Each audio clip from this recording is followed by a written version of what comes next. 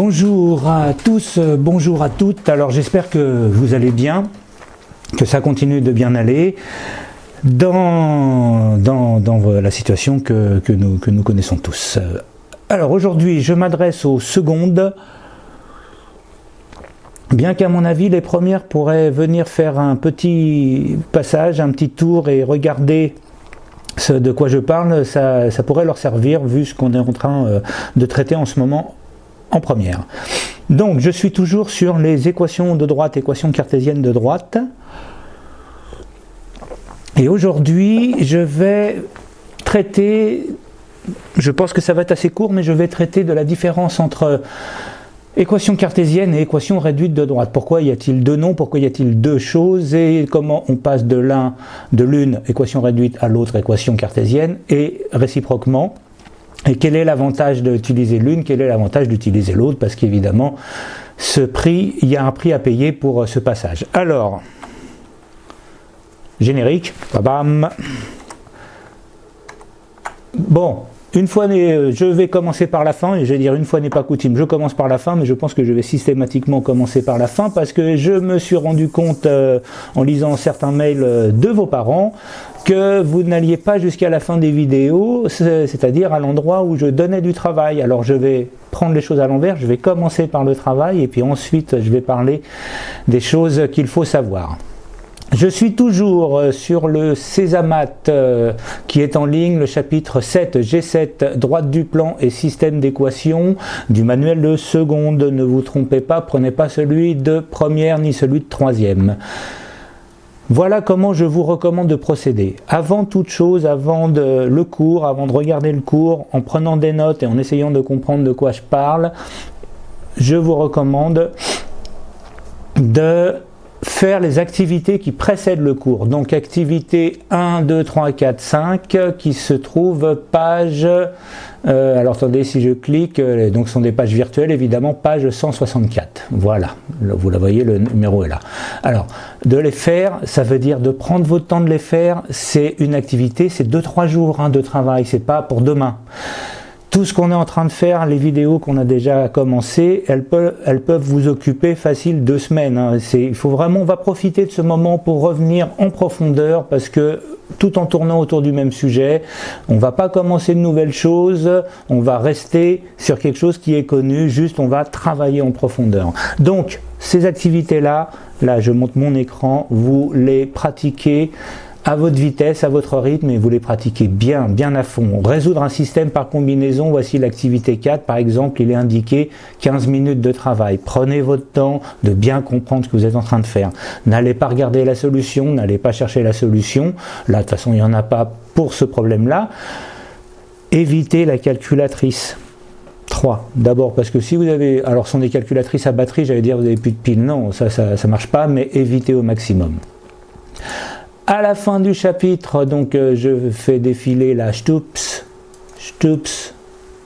non j'ai trop stoupsé, je rush des Stoops, voilà, il y a exercices résolus, je les remontre, et les exercices résolus sont suivis d'exercices à vous de jouer qui sont des copies des exercices résolus en ayant des valeurs différentes. Donc si vous avez bien compris la résolution de l'exercice, j'en montre un, vous appliquez avec un exercice qui lui ressemble avec des valeurs légèrement différentes. Tout pareil. C'est bon? J'ai été clair? Bon, alors, je reviens, équation réduite, équation cartésienne. Donc, nous avons vu, une équation cartésienne est une équation qui s'écrit comme ceci. AX plus BY plus C égale 0. Voilà. Tout est du même côté. Si le C est de l'autre côté, il peut passer, revenir avec un changement de signe. Donc c'est 0 d'un côté, AX plus BY plus C égale 0. Ça ressemble à ce qu'on vous disait sur comment on résolvait une équation en passant tout d'un côté. Une équation réduite, ça ressemble à ceci, y égale mx plus p. Je prends volontairement des coefficients différents pour vous montrer. Alors, Quelle différence y a-t-il entre y égale mx plus p et ax plus by plus c égale 0, c'est que dans la première, nous avons x et y, donc les inconnus qui sont du même côté, alors que dans la seconde, nous avons l'inconnu y qui est d'un seul côté, alors que l'inconnu x est de l'autre. C'est que l'idée dans la seconde, c'est celle de fonction. On a x, on fait varier x et on obtient y. Donc quelque chose est en fonction de l'autre. On écrit y en fonction de x. Alors que dans la première, tout est au même niveau. On pourrait écrire x en fonction de y à l'aide de la première. Voilà. Ça, c'est la première remarque. Deuxième remarque. Ça concerne les droites. Alors, je vais m'afficher un axe et des grilles, comme ceci, plutôt des axes et une grille, et tracer des droites. Et je vais les faire un peu spéciales pour vous illustrer la chose. Cette droite-là, qui est donc parallèle à l'axe des ordonnées, parallèle à l'axe des y, n'a pas d'équation réduite. Par contre, elle a une équation cartésienne. Quelle est son équation cartésienne? C'est la suivante, champ de saisie, x égale 3. Voilà. Et donc je l'ai dessinée, elle n'est pas apparue, c'est parce qu'elle est déjà sur celle que j'ai dessinée. Elle est sur celle que j'ai déjà dessinée. Alors, on va voir à quel moment on perd cette information quand on passe d'équation cartésienne à équation réduite. Donc la première chose à retenir, c'est qu'il y a des droites qui n'ont pas d'équation réduite, alors que toutes les droites ont une équation cartésienne. Faites attention au genre et au nombre que j'utilise, plutôt au nombre. Il y a des droites qui ont... Toutes les droites ont une équation cartésienne. Ça veut dire que quand on en a une, on en a une infinité. Par contre, il y a des droites qui n'ont pas d'équation réduite, mais quand on a une équation réduite, on n'en a qu'une. Alors, ce prix-là, le passage d'une infinité d'équations cartésiennes de droite à une équation réduite, cette unicité-là, ça se fait au prix de la perte d'un certain nombre de droites. Et les droites qui n'ont pas d'équation réduite, ce sont les droites parallèles à l'axe des ordonnées. C'est celles qui sont sous la forme x égale une constante, dont l'équation cartésienne est de la forme x égale, celle où il n'y a pas de terme en y. Alors, comment on passe de l'un à l'autre? Alors, de l'équation réduite à l'équation cartésienne, vous allez voir, c'est extrêmement simple et rapide. Donc, voilà mon équation réduite. Si je balance tout d'un côté, quand je dis je balance, évidemment, c'est métaphorique, hein, vous ne balancez pas tout d'un côté. Vous utilisez la règle qui consiste à dire en ajoutant l'opposé des deux côtés. J'ai le droit d'ajouter l'opposé, donc il se passe ce dont j'ai envie qu'il se passe. Je balance. Alors là, qu'est-ce que je vais balancer? Je vais balancer tout de la gauche vers la droite, c'est-à-dire que je vais ajouter moins y des deux côtés, et ça va me faire mx moins y plus p égale 0. Et ça, c'est une équation cartésienne. Alors cette équation cartésienne-là, elle s'obtient directement en partant de l'équation réduite. Et vous voyez qu'on a bien mx moins y plus p égale 0, on a bien x et y du même côté. De l'équation réduite à l'équation cartésienne, c'est tout facile. De l'équation cartésienne à l'équation réduite, on a une petite difficulté. Parce que je vais commencer par faire quoi en partant de ax plus by plus c égale 0, je vais commencer par envoyer, isoler le by. Donc je vais avoir, première étape, by égale moins ax moins c.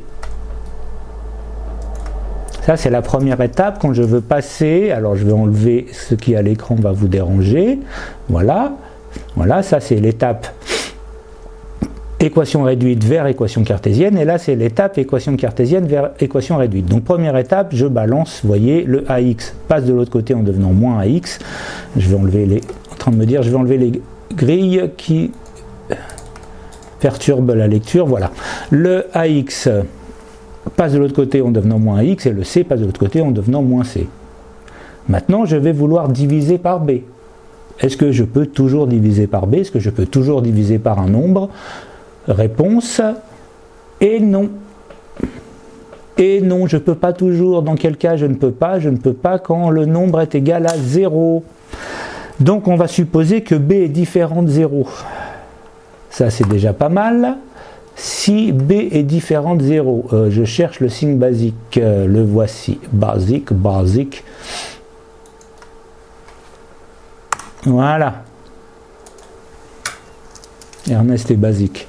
Alors, si b égale 0, voici donc ma condition. Si b égale 0, je peux diviser par b. Si j'ai divisé par b, qu'est-ce qui se passe? Ben, j'ai y égale petite fraction, hop, a divisé par moins a plutôt, parce que je le rappelle, j'ai un moins a divisé par b moins c divisé par b. Alors pardon, j'ai oublié des choses. Moins a divisé par b fois x, donc times x, voilà. Donc mon équation réduite obtenue à partir de l'équation cartésienne, si b égale 0, c'est celle-ci, c'est y égale moins ab fois x moins c sur b, moins a sur b fois x moins c sur b. Une question que vous me posez souvent, le moins il est où dans une fraction? Au-dessus, en dessous, on ne va pas faire de jaloux, on va le mettre au milieu, c'est-à-dire devant le signe de fraction, c'est exactement la même chose. Qu'est-ce qui se passe si b égale 0? Bah oui, parce qu'on a dit si b n'est pas égal à 0, mais si b égale 0, eh ben, on a cette catégorie d'équations cartésiennes particulières qui est celle que j'ai déjà dessinée. À partir de là, j'ai b égale 0, donc le terme ici en by, il n'existe plus. Donc mon équation cartésienne, elle est de la forme ax plus c égale 0. Et vous voyez que ça, on ne peut pas obtenir d'équation réduite de la forme y égale quelque chose avec du x, puisqu'il n'y a pas d'y. Donc, les équations cartésiennes de la forme ax plus c égale 0, que je pourrais aussi écrire sous la forme x égale moins c sur a étant là cette fois différent de 0, sinon vraiment on a une équation cartésienne très particulière, moins c sur a, donc x égale moins c sur a, et ben, ce sont toutes les droites parallèles à l'axe des ordonnées, celles que j'ai déjà dessinées. Donc voilà, pour résumer, je vous avais dit que ce serait rapide, mais comme il y a plein de boulot à faire à votre rythme, surtout, je sais que c'est compliqué, je sais que l'ordinateur, vous ne l'avez peut-être pas tout seul, donc à faire à votre rythme. Je résume. Équation réduite, équation cartésienne. Il y a une infinité d'équations réduites, il y a une infinité d'équations cartésiennes pour une droite.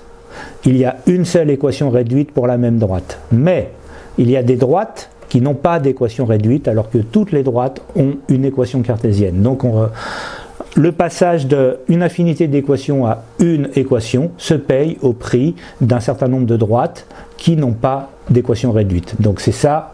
Pour ça qu'on a l'un et l'autre, toutes les droites ont une équation cartésienne, mais quand on en a une d'équation cartésienne, on en a une infinité. Voilà, c'est la conclusion de la leçon. Je vous souhaite d'aller bien, vous, les vôtres, votre famille, ainsi que ceux d'à côté, les voisins. On se retrouvera, il fera beau, et on reprendra les cours. Ciao, ciao.